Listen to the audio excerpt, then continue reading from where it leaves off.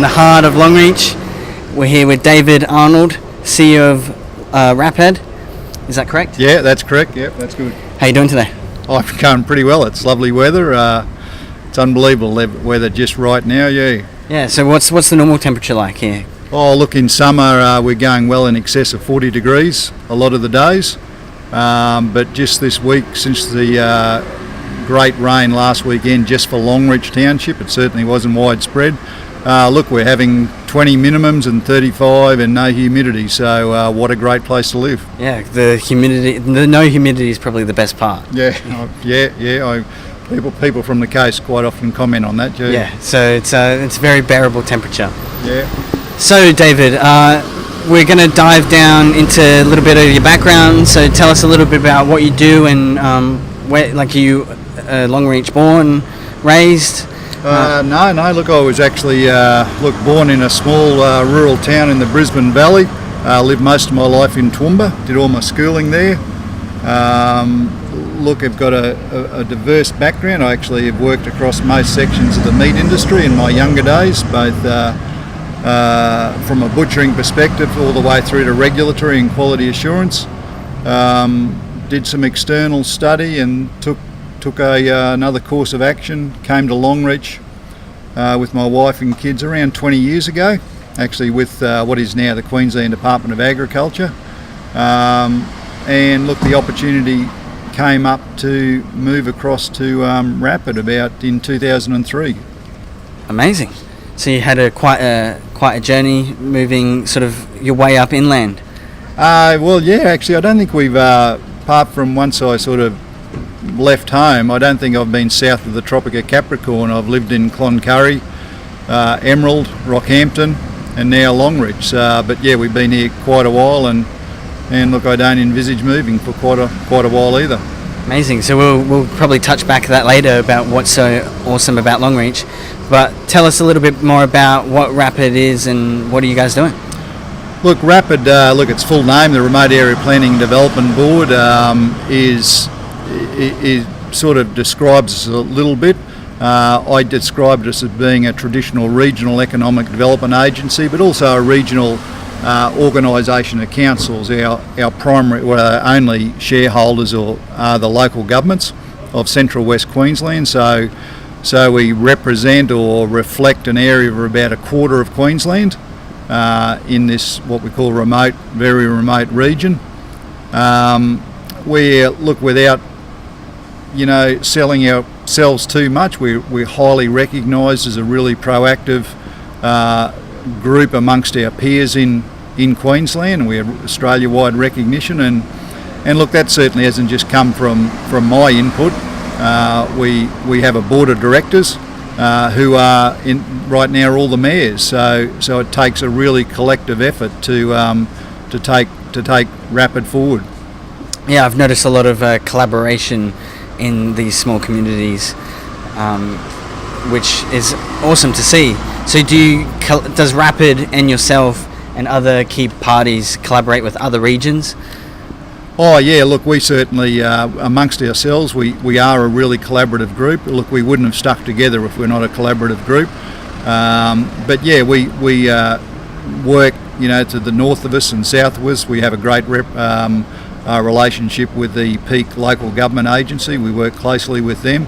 And look, we work closely with state and federal government agencies. And look, that's the only way you're going to get runs on the board and do some work, is if you're collaborating. At the end of the day, we're a small organisation in real terms, and you're just not going to get ahead if you don't, cross-fertilise and work with other groups. Yeah.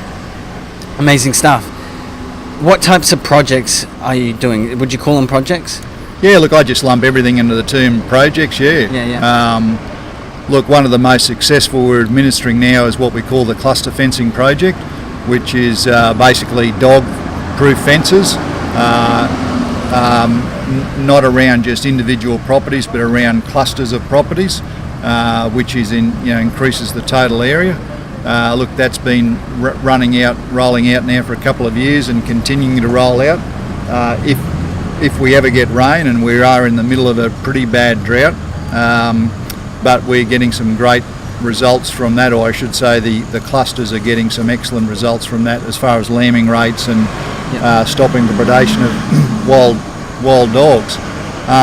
I nearly, we're sort of at all ends of the spectrum. That's sort of, call it the traditional project or in a traditional industry, whereas we've now, through our digital strategy and our Advanced Regional Innovation Program, which is funded by Advanced Queensland, I'd call it the other end of the spectrum of, trying to facilitate and lead and implement projects in that digital and innovation era. So we've just appointed a Chief Digital Officer to work across the region. We have an entrepreneur in residence. Daniel has come out from the United States and he's on a 12-month gig with us now, working with both individuals on groups and ideas, and I suppose just trying to foster and facilitate that innovative and entrepreneurial thought processes. I call again the project. We were a successful bidder for the Advanced Regional Innovation Program, so we're one of 12 regions in the state for that.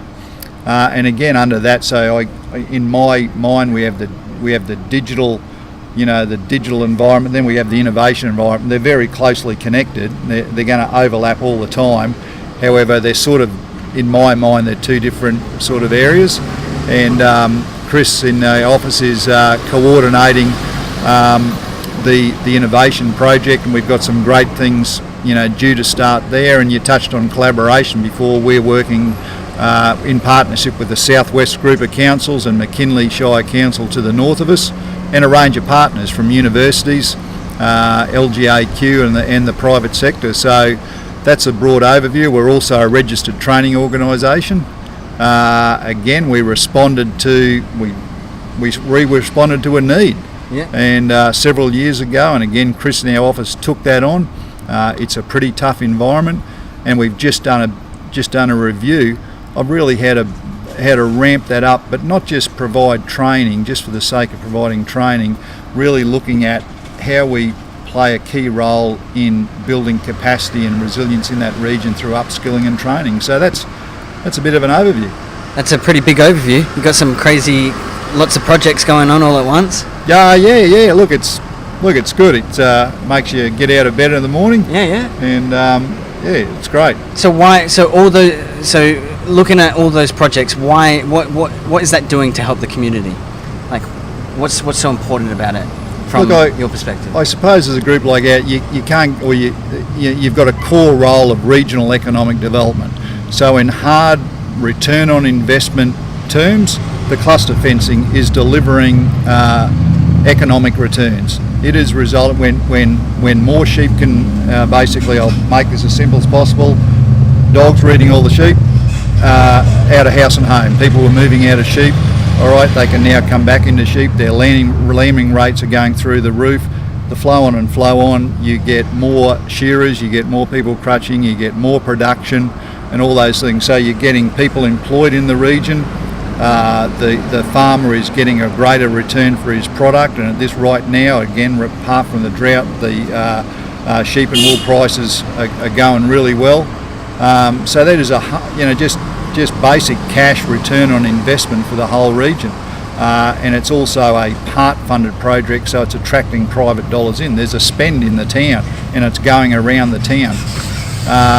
For the things like the entrepreneur in residence, it's a bit harder to explain. Well, give us our cash return on investment right now, but Daniel is working with individuals and working on their ideas. So the return on investment mightn't be, well, we made $1 today, but hopefully 6 and 12 months down the track through improved business processes, those people are exploring their ideas, but eventually they're putting more cash, they're extracting more cash or making more cash, and again, that money goes around the region.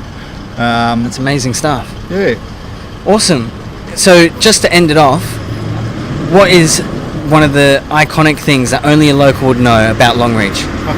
We asked Brett Brackett this yesterday, and he told us about the Thompson River, so we stayed there and actually bumped into him and went water skiing on his boat this morning. So what would be, from your eyes, so how long have you been in Longreach? Well, I'm not a local. I've only been about 20 years, so I don't know whether I'm privy to actually knowing the the full circuit. I suppose a lot of people don't know our streets. Our streets are all birds, water birds and land birds. One thing a lot of people don't know about Longreach is, I think per head of population, we would have one of the most active triathletes / cyclists / running communities. Wow. We have had numerous people compete in world championships. And another point is we have a motorcyclist in town who has just, I think, finished 16th in the Dakar Rally. Wow. And that is a phenomenal effort. So a lot of people just, don't realise what and it's not just Longreach, it's the whole Central West, that we are a really vibrant, resilient and active community. That's awesome. So all your streets are named after birds, and they're Australian birds. Yeah. And you got a bunch of athletes and world-class level athletes. Well, and you're one of them. I'm sort of. Awesome. Not as good as many of the others. Sweet. Well, thanks for joining us, David. It's been an awesome chat. Make sure you keep watching for more at Facebook.com/Beach City Life, and don't forget to search us on YouTube at Beach City. Sorry for the traffic noise if that was too loud, and we'll catch you in the next one.